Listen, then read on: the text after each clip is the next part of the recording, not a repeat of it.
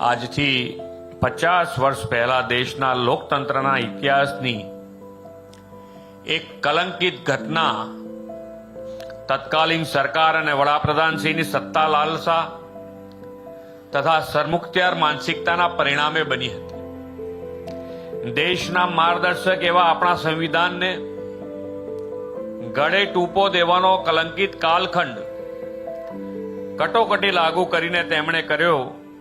આજે એ સંવિધાન હત્યા દિવસને 50 વર્ષ પૂર્ણ થયા છે। વિશ્વ નેતા અને યશસ્વી વડાપ્રધાન શ્રી નરેન્દ્રભાઈ મોદીના નેતૃત્વમાં વિશ્વમાં વિકસિત લોકશાહી રાષ્ટ્ર તરીકે પ્રસ્થાપિત થયેલા ભારતની આજની ને આવતીકાલની પેઢી આ સંવિધાન હત્યા દિવસથી પરિચિત થાય, ભવિષ્યમાં આવી કોઈ કલંકિત ઘટના દેશના લોકતંત્ર ઇતિહાસમાં ન બને તે માટેની લોકચેતના જાગે તેવા હેતુથી આદરણીય વડાપ્રધાનશ્રીની પ્રેરણાથી આ સંવિધાન હત્યા દિવસ આપણે મનાવી રહ્યા છીએ।